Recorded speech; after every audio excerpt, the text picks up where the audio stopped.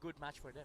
Yeah. Feel good match, kumbaga. Let's see. Game number 1 here into the draft. Blacklist ang mauna sasagot ang Impunity. Let's see. Coach Bonchan versus Coach North King. Siya pa rin ba ang hari pagkatapos ng laban na ito? Selena taken out by Blacklist. Nanood si Bonchan. Nanood ka rin. Senpai, easy ka lang dyan. As well as the Jawhead. Habang sa Impunity naman, tinanggalan nila ng, tama ba to Midnight?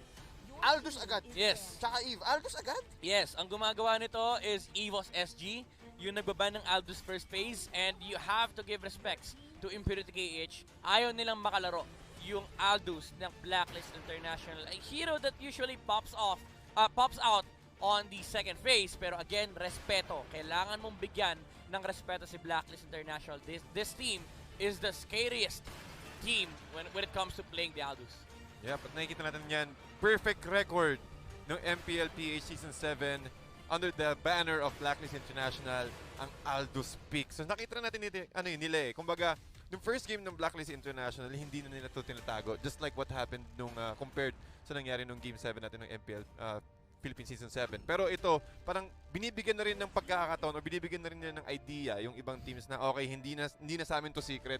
So, you're also providing information sa kalaban na, sige, iban nyo tong Aldous kasi pag di nyo binan, there's a big possibility na kunin namin to.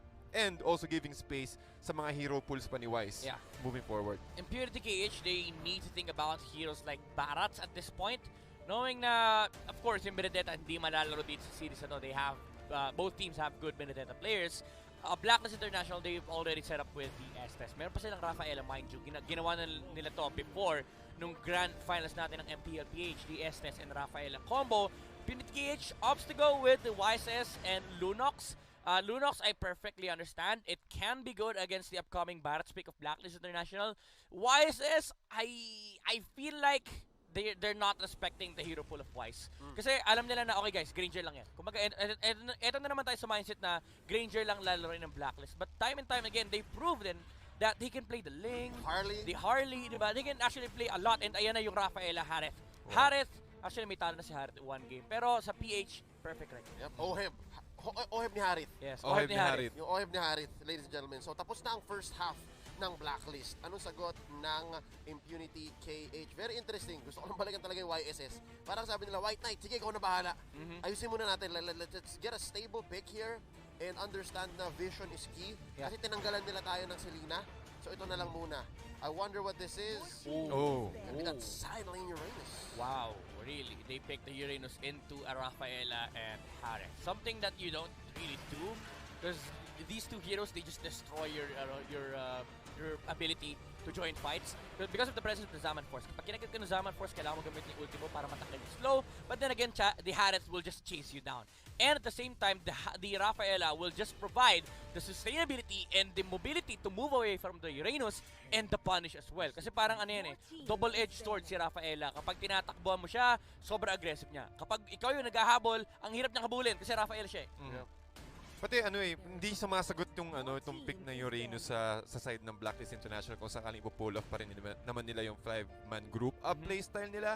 Since tingin ko alam na rin naman ng Impunity KH, so since Estes and Rafaela, so it's all about Ube.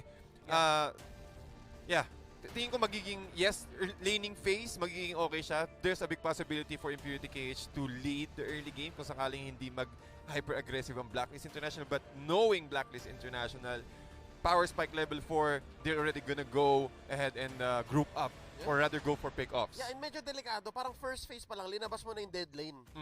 Sa meta na to, it's not as effective, I gotta say. Like, in early MPL Season 7, maybe, first pick pa si Uranus. Pero ngayon, delikado niya. Delikado. Well, it's actually fine if you're intending to flex the Uranus. But they didn't. Problem is, you're already facing a Harith, so the golden matchup is not gonna exist. And dun na lumabas yung factor na, okay guys, explain yung Uranus. There's no other option for Blacklist International. Now, Impunity KH, they opted to ban out the Granger. It's a wise choice. No pun intended, it's a wise choice.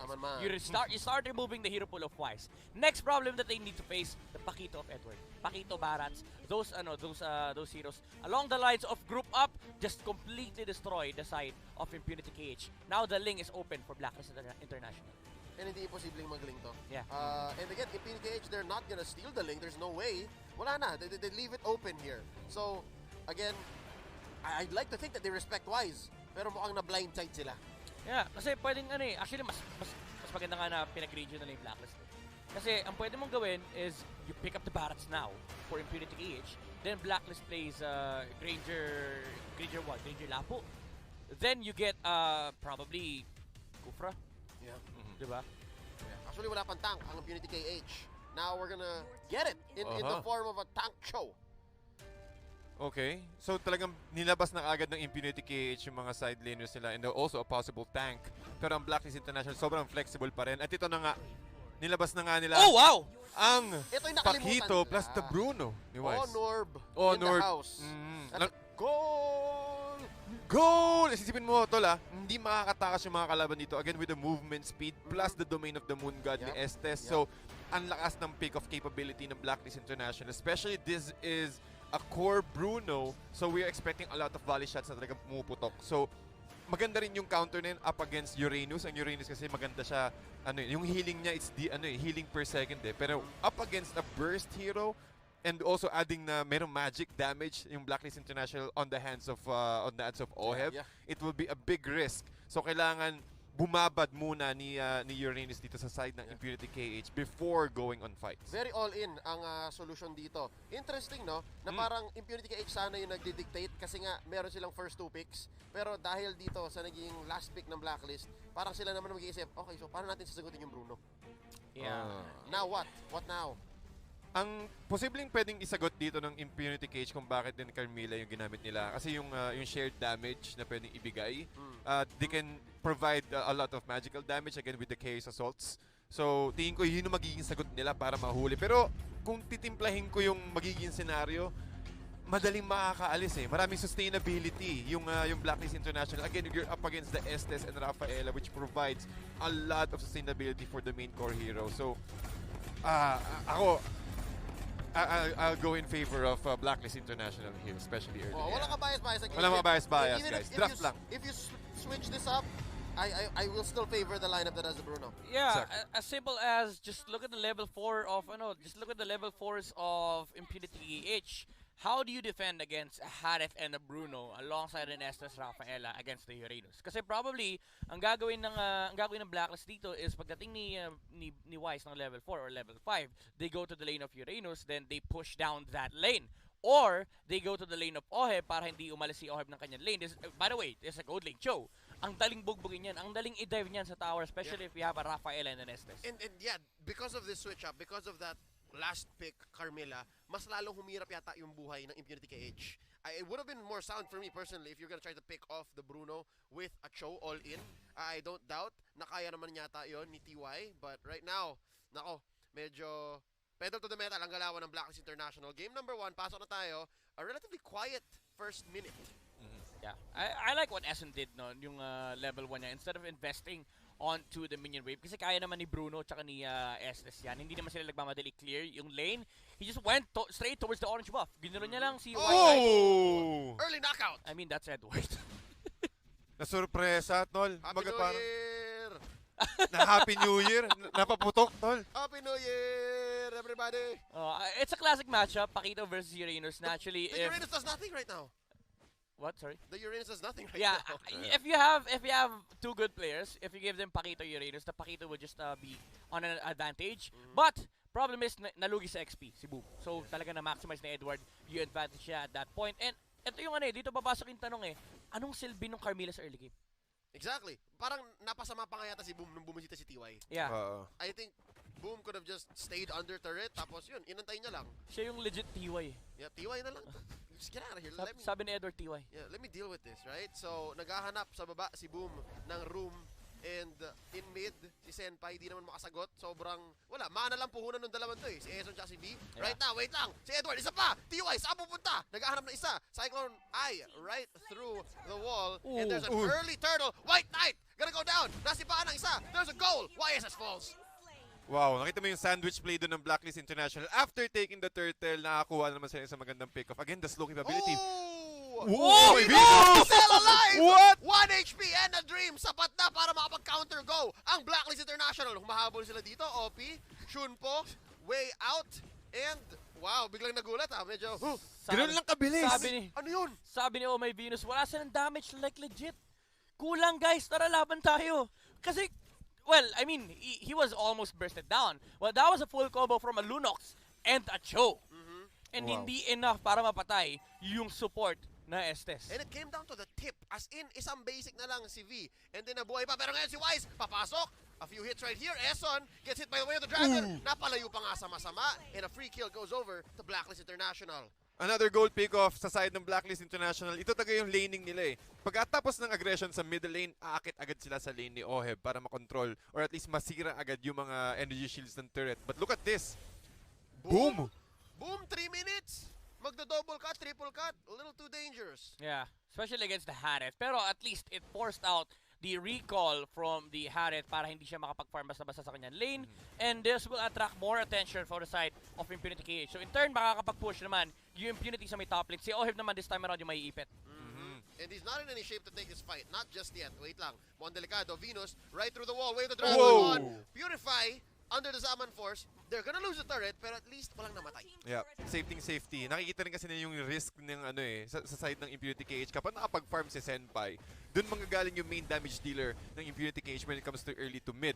So ang ginagawa ng BLACKLIST International ngayon is they're just really applying pressure through all the lanes ng Impunity KH para ma-take down nila agad. Magkaroon agad sila ng ma-occupy agad nila yung territory rather ng Impunity KH para mas slow down yung power spike ni White Knight. Ino-off nila yung timing ni Impunity Yappy. KH. They're basically forcing mid-game and late game to come in so much sooner. Wait lang, si Edward, makakaisang knockout pa ba? Hindi na. Pero tinan mo, si Venus nag-drop ng domain dito para mahirapan si White Knight. Still gonna get his purple, but only just so much. Up pa rin ng mga 1-5, 2k gold ang BLACKLIST. And bottom lane, wait lang, 2v1 dito sa mid. Oheb through the wall. Oheb through the wall at nakikita talaga natin, mahirap hulihin ng mga members ng BLACKLIST International. At kung sakali makahuli ka, siguraduhin mo na wala si Umay Venus at wala si Eson kasi ang bilis lang din ng pag-regen ng HP. So, again, capitalizing on their strengths, BLACKLIST International, ubos ka agad yung tier 1 turret just at the nick of time na tumama tayo sa 5-minute mark. Wala ng energy shields. So, mas mabilis na lang makakuha ng turrets dito. Si Wise, again, the volley shot, ang bilis tumunaw ng turrets niyan. Especially kapag lahat ng mga tier 1 turrets, kapag hindi siya nakokontrol. So, BLACKLIST International, they're currently on the lead right now. Kundi lang sa points, but when it comes to territory and also when it comes to momentum. Yep. Pretty good decision making here by BLACKLIST International. Binibigay na kay Oheb yung purple para makahabol siya kasi binugbog yung lane niya eh. Yeah. So this allows them to breathe a little more so that they all scale up at the same time. Again, Ube, ultimate bonding experience. Wait lang, Zaman Force dito, Senpai, papatulan ni Oheb. Oh! Nagbaback out na members ng Impunity KH. Get out of here, off camera, kill by Eson onto Boom! And right now, tuloy ang laban. TY goes down, Senpai, Order Brilliance. Kala ko mamamatay na siya. Opa, Opi. Goes out. Ang dami Tinawag mo lahat Mula Korea hanggang Pilipinas. Lahat eh. Medyo tumigil yata sa isang bansa pero Teka, si Bates dumating. nakaisa pa. Joke lang. Off si Bates again. Ang galing eh, close eh. I could have sworn, man. They were gonna go for it. They're gonna take this mid lane turret. And right now, Zaman Force committed. Apat de depensa dito. Si Boom off cam. Wow. I don't even know how Boom fell. Gusto ko lang sabihin, yung OPA at saka OP pasok Yung isa censored Hindi. Pinagsama ko lang. Kasi ang galing ng ginawa niya. Yung isa nasa CyberX Hindi. Iwan niyo na yan. Game na. Isa pa OP. Edward. Combo kill. White Knight. Ganda ng attempt sinubukan pa niyang pahabulin yung shields para ma-survive niya yung turret hit from the, the turret, syempre turret hit nga. Pero yun nga, Impunity KH, actually nagiging maganda yung sagot ni Impunity KH. Instead of actually reacting to BLACKLIST International, ang ginagawa nila is they put 3 heroes on a lane para mapigilan yung push ni BLACKLIST International and they place the YSS alongside the Cho. Kasi ito yung hero na pwede nilang gamitin to attract attention away from BLACKLIST International. Yung Cho kasi hindi pa nila kaya yan at this point. Oh. T-Wise, pupunta. Wise comes in with the dash. Senpai ang susunod. Senpai, Yame pero may comeback. White Knight takes down Wise, a shutdown.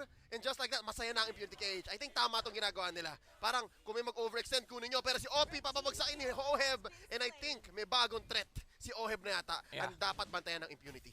Yep, nakikita natin yan before, since ng MPLPH, kapag nasa shutdown, kapag medyo bumabagal yung transition ni Wise, laging si Oheb yung nag-step up. Nakikita natin siya mga plays. So, tingin ko, napakaganda rin talaga ng double support strategy ng BLACKLIST International because you have the option to give each core heroes a support na pwedeng umalalay kapag meron tutumbang isa. So nakikita natin dito sa movement ng Blacklist International, talagang na-occupy na nila. Sila mismo yung gumagawa ng mga plays at nagre-react yung Impunity KH. Which is kayo dapat yung gumagawa ng plays if you're up against Blacklist And I International. think they're gonna make this work. Right here, meron silang attempt. Ang lambot. 5 to Uy.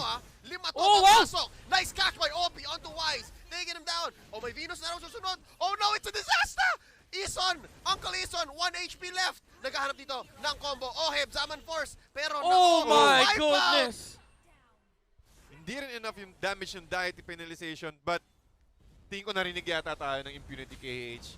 Sila ang gumagawa ng play ngayon, and they're able to choke out or they're able to corner Blacklist International on that small space na talagang lahat ng Ionic Edge dito ni Boom sapul na sapul sa lahat ng Lahat sila members. may marks. Lahat Yeah. sila may marks, and Blacklist International had a very difficult time disengaging kasi nahuli agad yung mga supports ng Blacklist. Yeah, and dito na nagme-make sense yung Carmilla pick to. Kasi again, ang hiling magdikit-dikit ni Blacklist International. So that's the idea of Impunity KH. Pwede nating labanan ng 5v5 kasi yung spill damage, mahahati yan along the players of Blacklist International. Pero that fight was actually, it became good because OP was able to find a TikTok play onto Wise.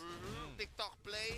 Wave the Dragon, the perfect target. Ngayon, turtle secured here by Wise. They take down TY. Easy pick-off. Now, flicker in by Edward. Si Boom ang kanilang target. That's going to be the wards put in, but it's not enough. Oheb slays Uranus. Eh, sabi nila, okay, wala na yung TikTok guys. Cool down yan, 120 seconds, let's go. Pero, si OP, Si OP talaga may ito talaga si pangarap. May hardest pangarap. working man in Cambodia. Ang daming hardest working man. Lahat na lang ng bansa may ganitong player. walang sinasan to. Hero, turret, lahat. Sino to, Senpai? Senpai. Ay, Pero makita mo yan, bilis talagang bumasag ng Blacklist International. Bawat pick-off, merong agad sagot na turret, na another objective. Kaya napapwersa yung Impunity KH na na lumabas sa base nila eh. Kaya ang ginagawang trabaho na nandito ni Obi, tamang trabaho lang, tamang panggulo lang. Sakit! Tamang trabaho, yun yung trabaho niya. Now, Boom, down to what? A third of his health, ang bilis. So medyo bumubuo na, gumaganda na. I think the next time we see Wise's items, doon natin makikita kung ano talagang progress niya. Yeah, and ang problem na kasi ni Boom dito, instead of going for the Brute Force Breastplate, he went for the Enchanted Talisman. And I think Dominance Ice, yung next item niya rito, it's gonna help the Carmilla para pag nagdikit-dikit yung Blacklist International. Ang trabaho ni Boom ay pumunta sa gitna, tapos mag-boom. Medyo masama yung joke na naisip ko. Shoutout kay Jiro, Hinomad Pineda. Pero yeah, yun yung gusto niya mangyari. This exact fight. Oh! Replica niyan. Dikit-dikit sila. It's gonna help the Carmilla for the spill damage. Perfect. With the teamfight presence of Impunity KH. Dagdag pa natin dyan yung presence din ni Senpai on the Lunox. This is looking rosy. Perfect execution by Impunity KH. And I think tama rin yung placement ng laban nila. May pader, so hindi makahil si Eson tsaka si Oh My Venus. Yeah. So I guess that was their first big win in this matchup. Maybe save also for one more TikTok play by OP kanina kung saan pa ako medyo nag-stumble sa aking mga words. But right now, back into form here. We give the early game to Blacklist, mid-game somewhat Impunity KH. Now, coming up to Lord times 2. 1, lalabas si Lord. Feeling ko back to form ang Blacklist eh. Parang kanila ulit yung mapa. Yeah, ito yung talagang box. Dito magaling si Blacklist International yung mag-establish yung box. They really are good in terms of protecting Wise whenever they try and take objectives. Lalo na yung ginagawa ni Eson tsaka ni Oh My Venus. Kaya nilang gawin to na silang dalawa lang. Kasi usually si Edward talaga nasa kabilang side ng mapa. Talagang siya yung gumagawa ng mga split post Oh, protection. boom! 3 hits! Napa-boom dito ni Wise. Summon Force in by Oheb. There's your brilliance. Medyo Ruby DD play yun. TY falls. Grabe! And right now, punished si Senpai. Hindi siya Senpai DD. Ngayon, nag-isa na lang dito si Op. 3 hits lahat! Maniac! Si Wise! Ibigay nyo na! Guys! Wala. Ibigay nyo na yung Ayaw. Savage! Ayaw ibigay! Ayaw lumapit ni White Knight! White Knight naman. Guys! Lahat ng heroes 3 hits! Walang hindi lumagpas! Paano malalabanan to? Easiest 1, 2, 3 para kay Wise. OMG. They take the Lord, no contest. Si White Knight sabi niya, guys, out na ako. Out na ako. Out na, ayaw. Para Huwag ayaw. natin ibigay yung Savage. Para Okay na silang yan, sumakay Maniac. sa jeep. Tads tsaka Leo. 1, 2, 3. 1, 2, 3. Pero ilang jeep yun? Apat. Apat na jeep. Sunod. Nag 1, 2, 3 si Wise sa lahat. Sakto kakakuha pa ng BOD dito ni Perfect. Wise. So Perfect. lalo Tama mas Epic Roar na ba? makate. I didn't see the item. BOD Tama pa lang, Epic BOD pa lang. So it's in this form that you see yung timing. Di ba? Kasi alam nilang 3,000? una dapat si Oheb. Una dapat si Oheb may crits naman ang isang Bruno, kaya Blade of Despair muna. Oo. Kumbaga, ang dami nilang control eh. Ang dami nilang CC, rather, sa side ng Blacklist International. Kahit tumaplis ka lang sa gilid ng domain, yatap ka na. Yep. Tingnan mo yung crit ni Wise, mas malaki pa sa sahod natin. Anong currency? Pero wait lang, balik muna tayo sa laban. Easy defense here by Impunity KH. Not at the cost of the turret, but at the cost of Boom's life. Siya naman ang Boom! And one more goes down. OP taken out. Oheb gets the kill. Zaman Force committed. That's gonna be Oh my Senpai! goodness! Senpai goes as well as the base. Blacklist International takes game number 1. Ayaw patantanan na gusto mo maglaro. Okay, lesson. Easy lang. Uy. Yan. Parang wala Sabi ni Wise, pero wala lang magpas ng 3 hits. Pira mo na. Nice G. Nice G. Si Eson, yung taga-motivate ng mga